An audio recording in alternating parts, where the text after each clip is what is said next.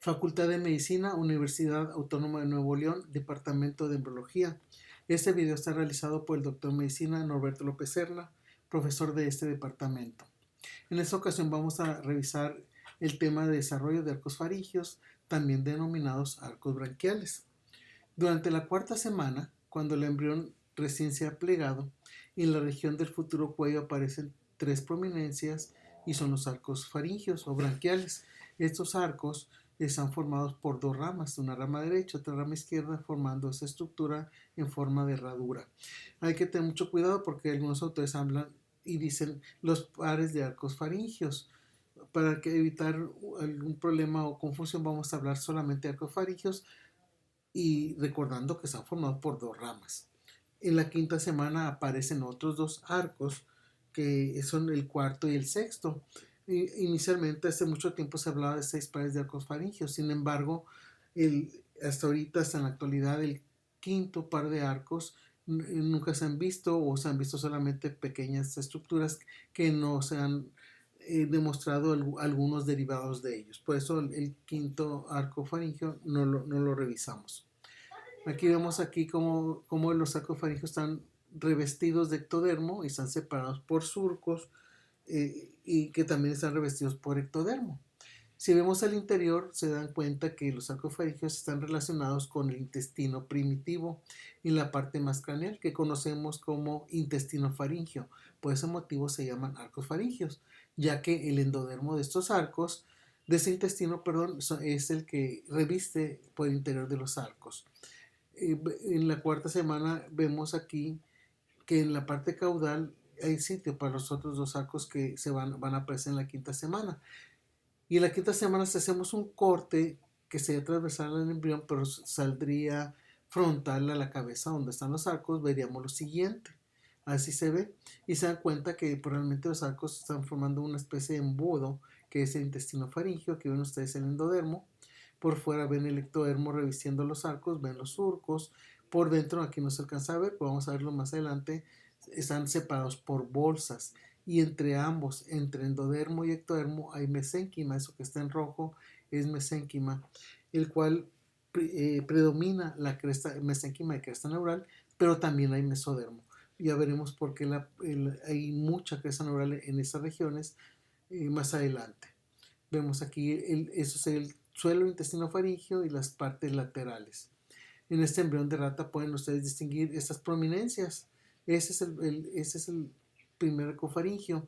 De hecho, el primer cofaringio es el único que se subdivide en dos primordios. Un primordio que se conoce como proceso maxilar, que aparece en las partes laterales del embrión y en el dorso. Y lateralmente y en la región hacia la parte ventral se forma el otro primordio, que es el proceso mandibular.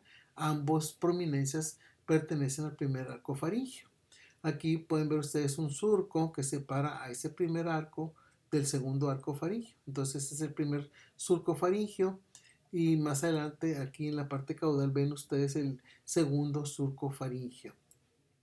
Vemos aquí la prominencia cardíaca y el esbozo de las extremidades torácicas y pélvicas que nos indica que en un embrión humano pertenecería a la quinta semana de desarrollo. Y aquí, aunque no se ven los 5 arcos faringios, ya existen. Esta imagen que ustedes están viendo aquí también la pueden ver en el lado contrario. Aquí ven ustedes una microfotografía en vista en electrónico de barrido, microscopio electrónico de barrido, donde se ve el primer arco faringio con sus subdivisiones, que es el proceso maxilar y mandibular. Este es el desarrollo del ojo. Pueden ver también el proceso mandibular, el primer surco faringio y el segundo arco faringio. Más abajo estaría el segundo surco. Entonces los surcos por fuera separan a cada uno de los arcos. En este caso, el primer surco separa el primer arco del segundo arco. Viendo así este esquema, ven ustedes, así es como se ven en los libros. Al principio se los puse horizontales porque es la forma correcta como se encuentran en el embrión en la primera imagen que vimos, pero para fines de estudio y comprenderlo mejor lo vemos así. Pueden ver ustedes ahí el ectodermo, el endodermo por dentro, el mesénquima. Recuerden que todo este mesénquima es mesénquima cresta neural, y también esta proviene del proceso de neurulación. Cuando la placa neural empezó a formarse, también se formó la cresta neural. Entonces, cuando se va plegando el embrión, esta cresta neural migra y se mete a los arcos faringios, y también ahí hay mesodermo. Recuerden que mesénquima es un tejido conjuntivo embrionario que puede ser de cresta neural o de mesodermo. Aquí vemos un esquema de dos arcos para que vean cómo el mesénquima que vimos aquí, y todo eso en rojo, empieza a diferenciarse en las primeras estructuras. Uno que es un cartílago para cada arco, aquí lo ven ustedes, recorre todo el arco, y cada arco va a tener su propio cartílago, y del mesodermo que se encuentra aquí se van a formar un gran vaso para el arco faríngeo, que ya lo mencionábamos en otros videos, corresponde a los arcos aórticos, que van a llevar sangre a esos arcos para su desarrollo y también para otras regiones del embrión. También tienen un nervio. Los arcos faríngeos están inervados, como lo vamos a ver más adelante. El nervio no se forma del arco faríngeo, el nervio viene del tubo neural y viene a inervar los arcos faringeos, por lo tanto las estructuras que se formen de ellos van a estar inervadas por estos nervios. Vemos aquí el arco aórtico, el nervio que señalamos acá y el cartílago. Viéndolo de frente otra vez, vemos aquí cada uno de los cartílagos. Aquí ven ustedes solamente una ruedita, pero realmente es una barra que recorre a todo el arco. El primer cartílago, aquí vemos, se llama cartílago de Meckel. Por fuera estamos viendo cómo el ectodermo se profundiza y forma los surcos faringios. El primer surco está entre el primero y el segundo arco, el segundo surco entre el segundo y el tercero, y así sucesivamente. Por dentro están las bolsas. Se llaman bolsas porque tienen un extremo más dilatado, como lo ven aquí. Esta es la primera bolsa. Aquí tiene una parte tubular que está en contacto con el intestino faríngeo, o sea, la parte proximal es tubular y la parte distal se dilata.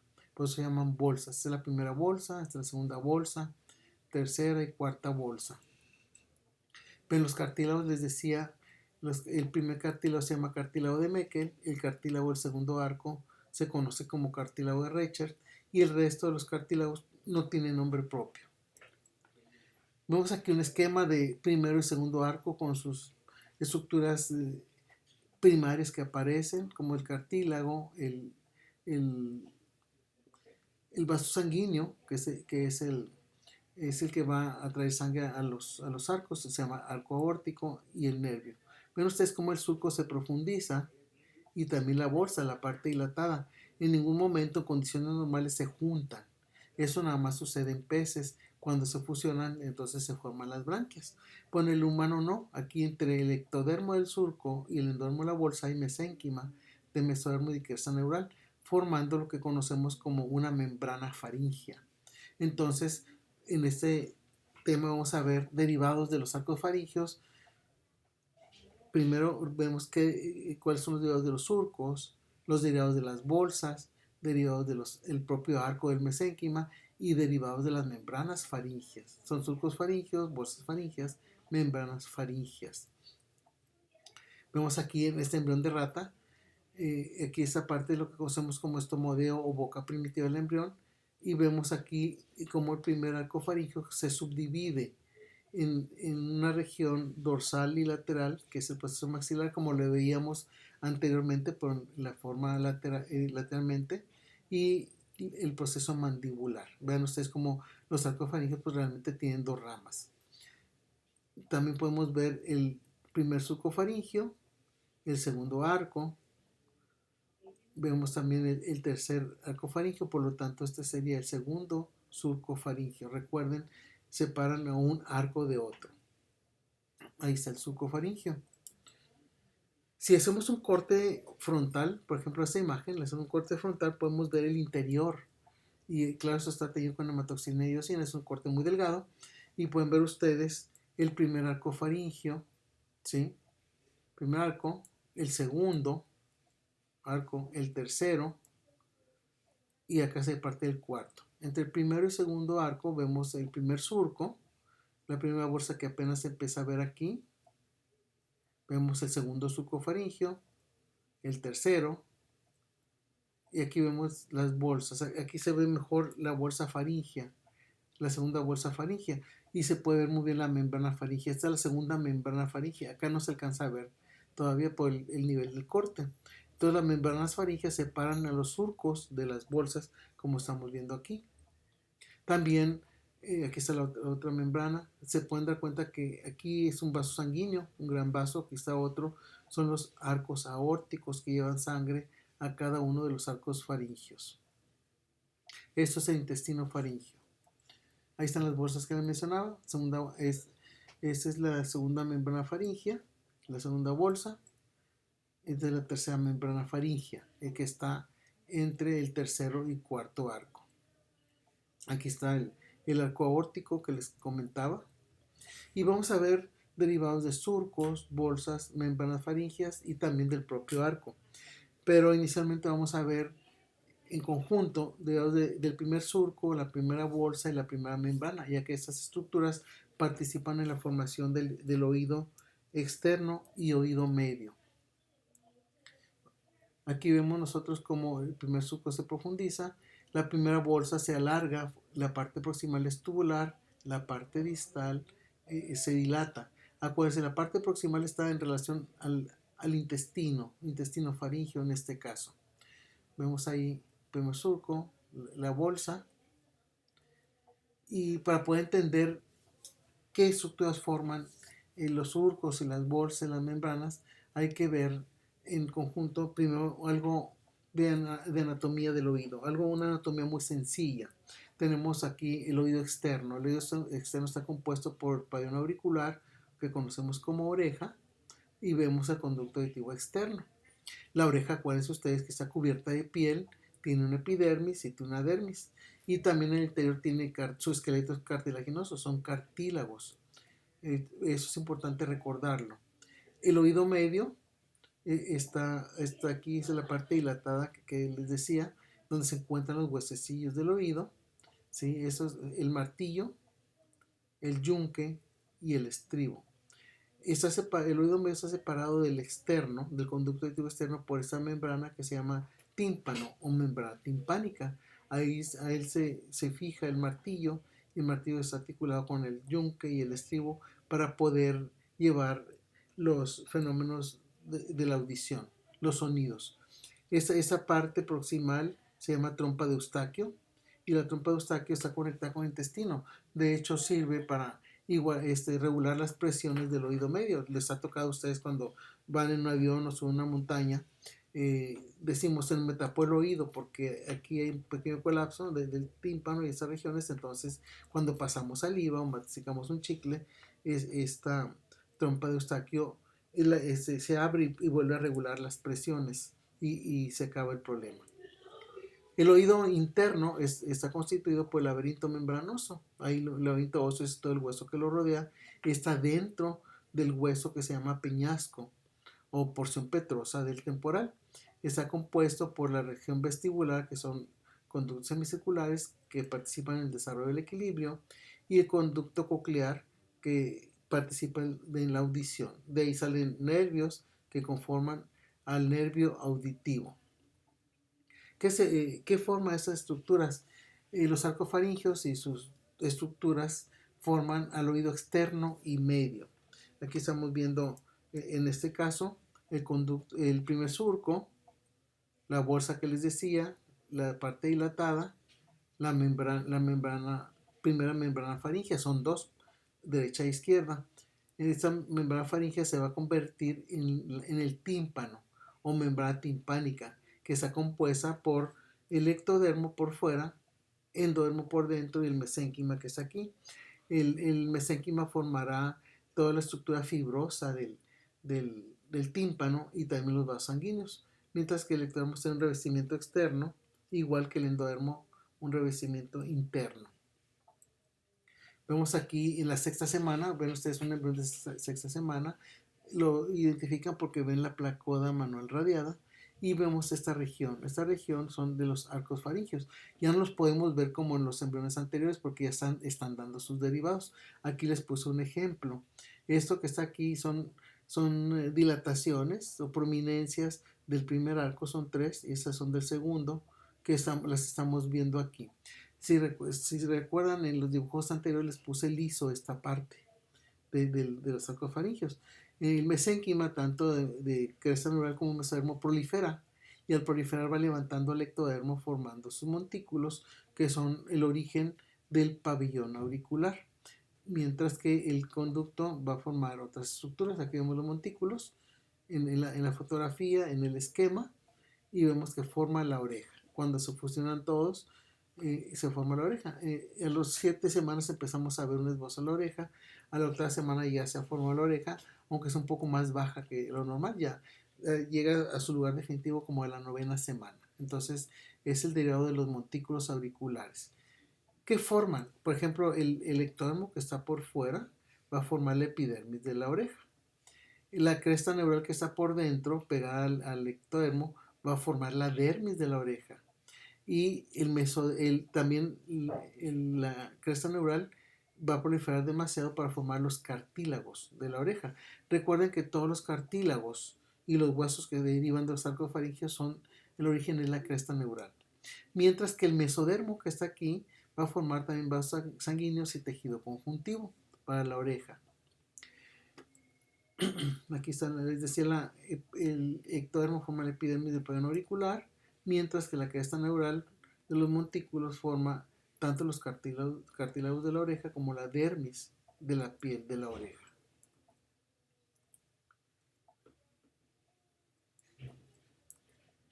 Vamos a ver aquí en este caso qué forma el surco faríngeo. El primer surco faríngeo va a formar el conducto auditivo externo. El conducto auditivo externo está revestido también en su origen por ectodermo, por lo tanto esa parte es una piel que recubre al conducto auditivo externo. En lo que respecta a las bolsas, la parte proximal al intestino va a ser tubular y va a dar origen a la trompa de Eustaquio, mientras que la parte distal de la bolsa va a dar origen a la caja del tímpano. La caja del tímpano o cavidad timpánica se lo forma la bolsa. El epitelio de la caja del tímpano es endodermo, por eso también el tímpano por dentro tiene endodermo.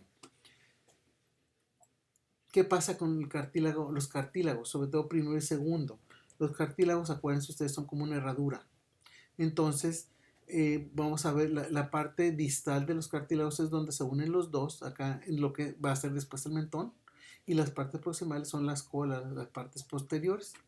De la región posterior del cartílago de Meckel se van a formar el martillo y el yunque, mientras que del segundo cartílago, que se llama de Reicher, se va a formar el estribo. Originalmente esos huesecillos están fuera, pero conforme va creciendo, la bolsa se va dilatando y el mesénquima va dando sus estructuras definitivas, la bolsa se dilata y atrapa a los huesecillos, por ese motivo quedan dentro de la cavidad timpánica. Para ver el desarrollo de otras estructuras como bolsas, vamos a ver algo importante que hay en el tórax. Aquí se hizo una disección de tórax donde pueden ver ustedes el corazón. Eso que está aquí es el timo. El timo está en el mediastino, se pone encima del corazón. El timo es un órgano importante para el sistema inmunitario y se forma de bolsas. Aquí ven los pulmones en esta parte y en esta otra. Son estructuras importantes que debemos de conocer. Bien, ya vimos que se formó de primer surco, la primera bolsa, mesénquima del primero y segundo arco, parte de él. ¿Qué va a pasar con la segunda bolsa? Va a formar la amígdala palatina. La amígdala palatina es el tejido que observamos cuando abrimos la boca en un espejo y vemos a los lados. Esa es la amígdala palatina. Proviene del endodermo, esa región. Sin embargo, le ayuda el mesodermo que está aquí alrededor para formar vasos sanguíneos y después, durante el periodo fetal, van a llegar linfocitos que son linfocitos B que van a poblar a la amígdala, esos vienen de la sangre y de tal manera que esta amígdala participa también en el aparato inmunitario, ayuda para protegernos de elementos extraños. Entonces la segunda bolsa forma la amígdala palatina. La tercera bolsa tiene dos regiones, una región dorsal que va a formar a la paratiroides inferior, y pongo paratiroides porque son dos, una derecha y otra izquierda. mientras que el resto de la bolsa, la región ventral, va a formar al timo que vimos ahorita por encima del corazón. Y el timo tiene dos primordios que al ir bajando se fusionan y llegan al mediastino, el mediastino que está encima del corazón, para formar a ese órgano que es el timo. La cuarta bolsa va a formar en la región dorsal, de ahí van a partir las paratiroides superiores, que se van a acomodar en los polos superiores y por detrás de la glándula, así como las inferiores, que se acomodan en la parte caudal de los polos y en el dorso de la glándula. Entonces las inferiores provienen de la tercera bolsa y las superiores de la cuarta bolsa. Hay también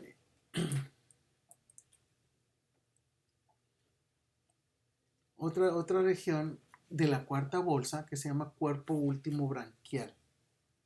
Ese cuerpo último branquial son células de la cresta neural que se encontraron aquí, migran y se acomodan en la cuarta bolsa. Ahí proliferan formando una bolita de células que se llama cuerpo último branquial, que durante la morfogénesis de la glándula tiroides, cuando llega a su lugar, estas células migran y se meten a la glándula tiroides para formar las células C del tiroides que producen calcitonina. Más adelante vamos a hablar de esas células C del tiroides, pero recuerden que vienen migrando desde la cuarta bolsa. Entonces las células C del tiroides vienen de cresta neural, no de endodermo, porque no se forman de la cuarta bolsa. Ahí llegan, la cuarta bolsa sirve como una estación para que ahí proliferen las células del cuerpo último branquial y después llegar a la glándula tiroides. ¿Qué pasa ya con los arcos?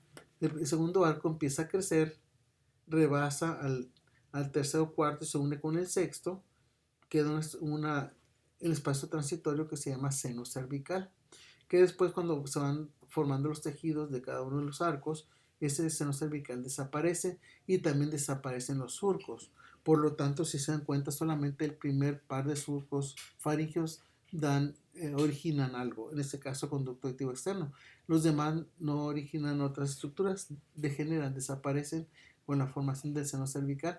Esta cavidad se va a colapsar alrededor de la séptima semana y finalmente desaparece.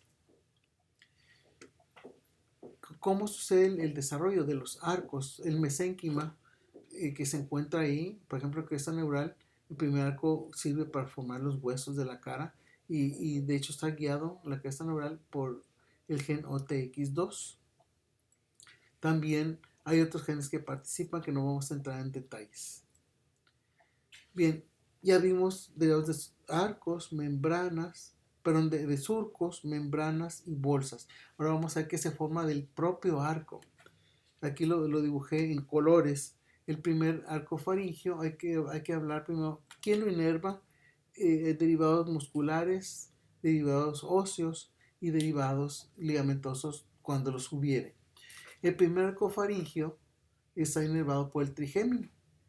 Trigémino, recuerden, tiene tres ramas: la oftálmica, que va hacia el ojo, a los músculos extrínsecos, la maxilar superior y la rama mandibular. Entonces, por lo tanto, la mandíbula va a ser inervado por una de las ramas del trigémino, la región maxilar por la rama maxilar del trigémino y la mandíbula por la región mandibular, porque es la inervación original. ¿Qué pasa con el cartílago de Meckel? El cartílago de Meckel, que estaba en todo este trayecto, él es un inductor del desarrollo de la osificación para la mandíbula. Solamente induce al mesénquima de cresta neural para que forme este hueso que es mandíbula. Posteriormente degenera casi en su totalidad.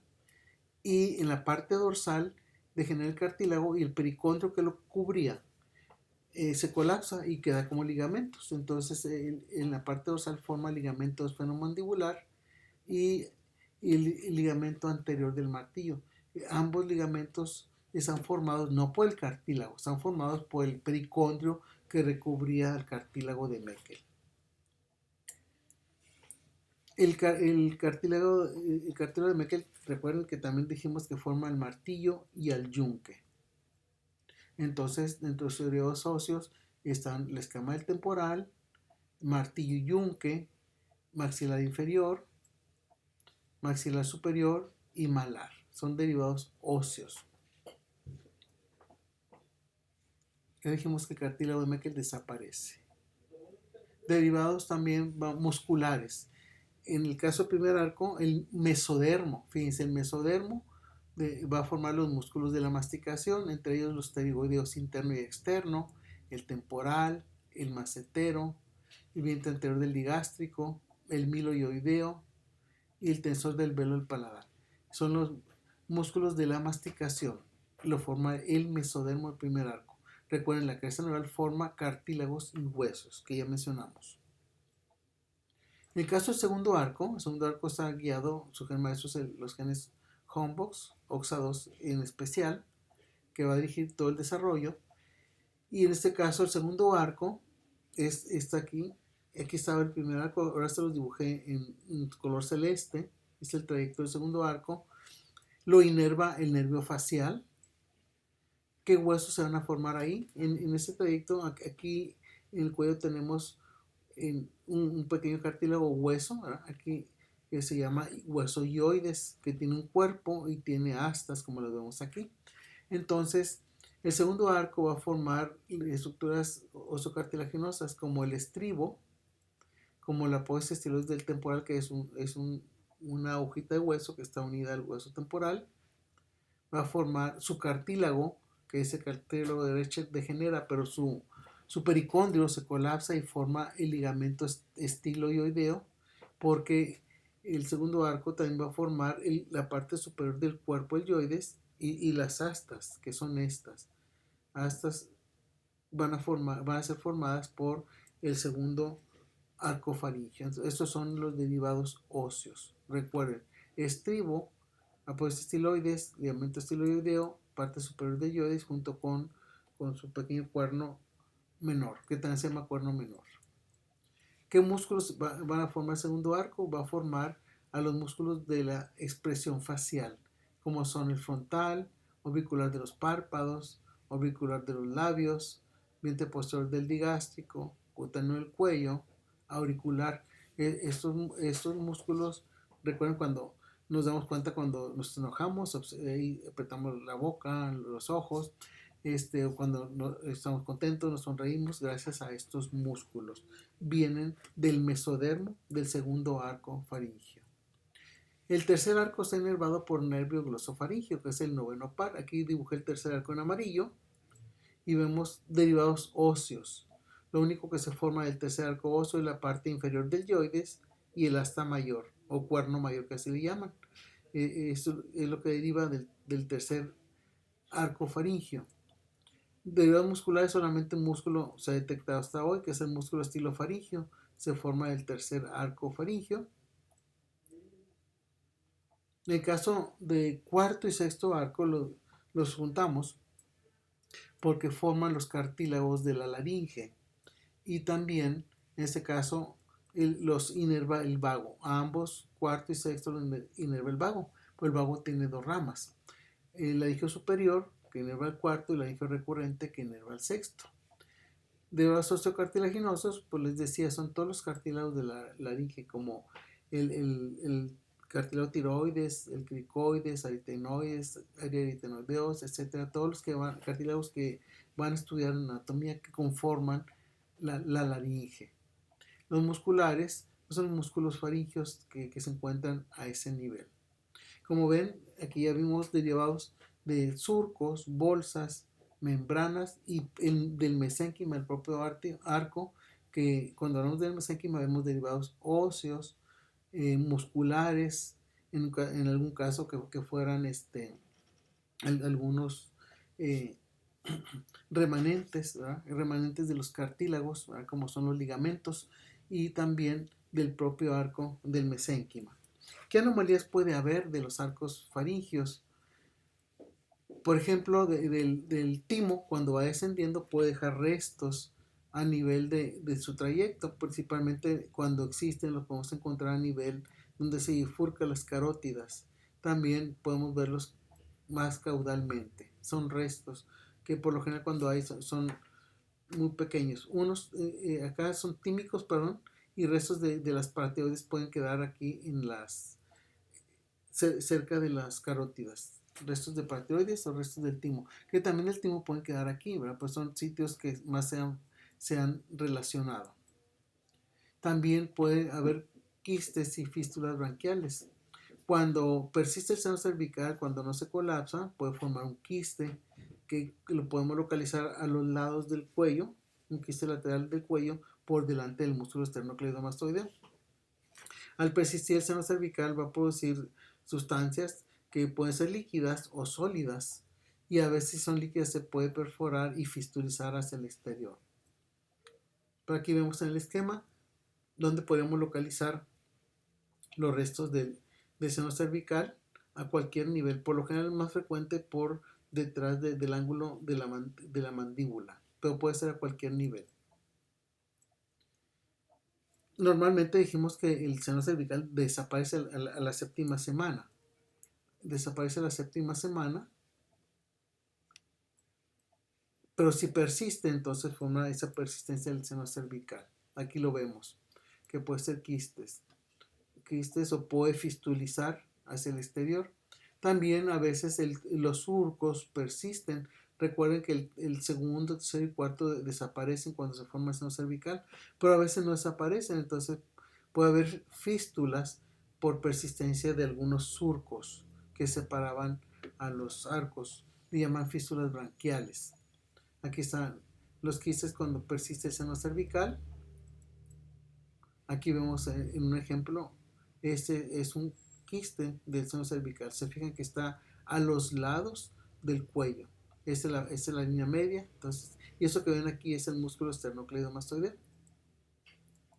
porque siempre estará por delante de esos quistes.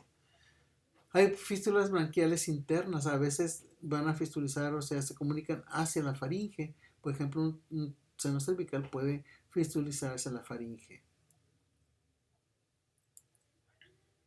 Puede haber también restos de los montículos, por ejemplo aquí puede haber apéndices preauriculares, o a veces, no a veces, sino los montículos están separados por pequeños surquitos, a veces quedan restos de los surcos y pueden formar pequeños senos preauriculares. Aquí en este caso, en el lado izquierdo de la pantalla, pues es una oreja que no se formó bien. Aquí vemos una anotia, no se formó la oreja. Recuerden siempre que cuando usted ve una alteración de la pared auricular, cualquiera que sea, o si tiene, por ejemplo, apéndices o senos preauriculares, siempre buscar en el aparato genitourinario, sobre todo en riñón, que no haya algún problema, porque frecuentemente se acompaña de alteraciones en el riñón. Agnatia, en este caso, el primer arco, pues no formó nada, ni siquiera la lengua. Entonces estos niños, claro, mueren.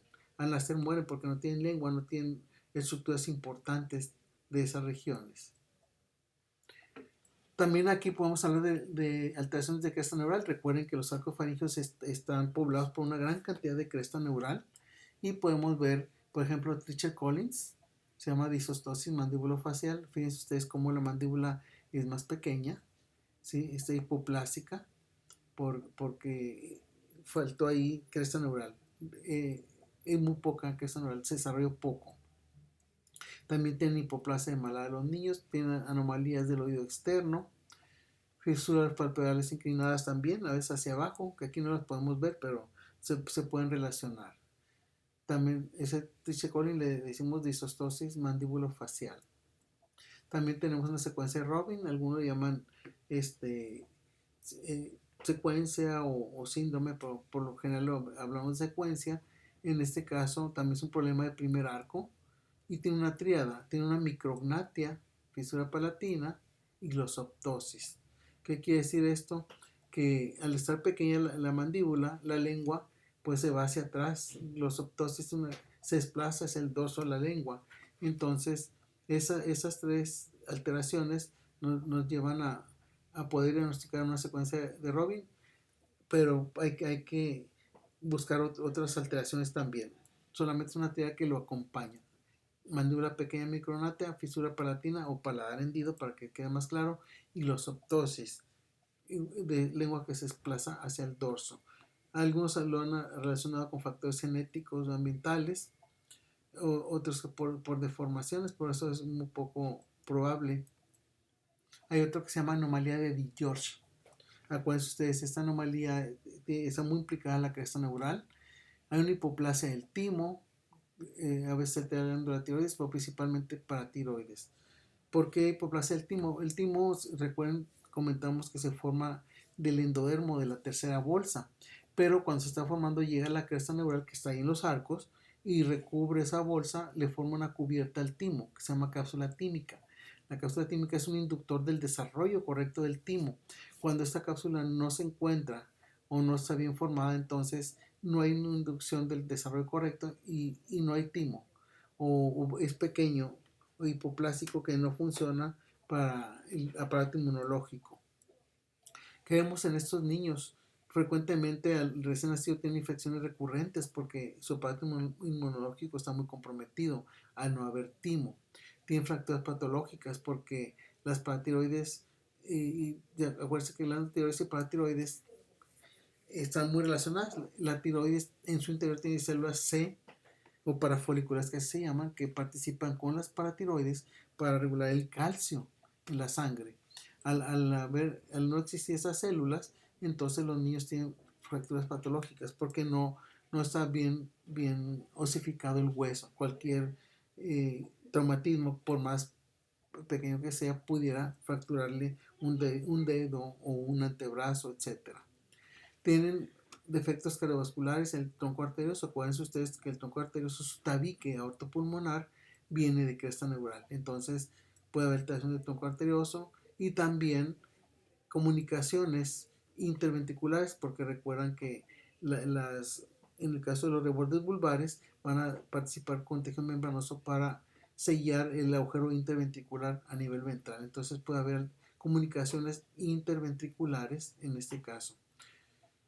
Son anomalías de la cresta neural. Se sabe que es por lesión de cromosoma 22. En el cromosoma 22 hay una pérdida de información, por eso se produce la anomalía de George. Algunos han mencionado que es por hipervitaminosis a la vitamina A, una exposición al alcohol en la vía intrauterina o diabetes materna.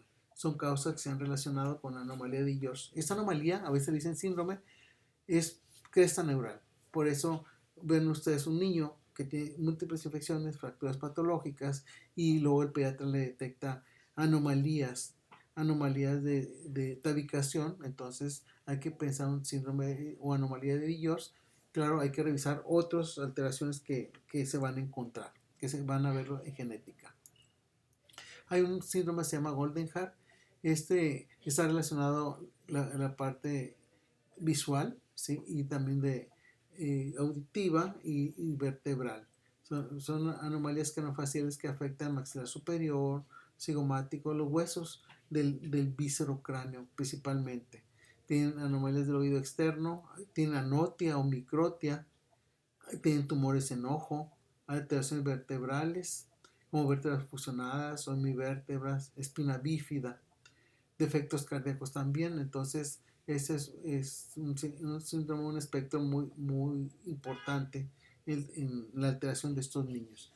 Cuando se empiezan a diagnosticar, hay que estar pendiente de los tumores que pueden tener en el ojo. También pueden acompañarse de tetralogía de Fallot, porque el tabique interventricular, les comentaba, necesita componentes membranosos. Entonces se altera el tabique aortopulmonar, que se va a desviar y va a llevar a una tetralogía de Fallot. Las causas se desconocen en este síndrome. Muchas gracias.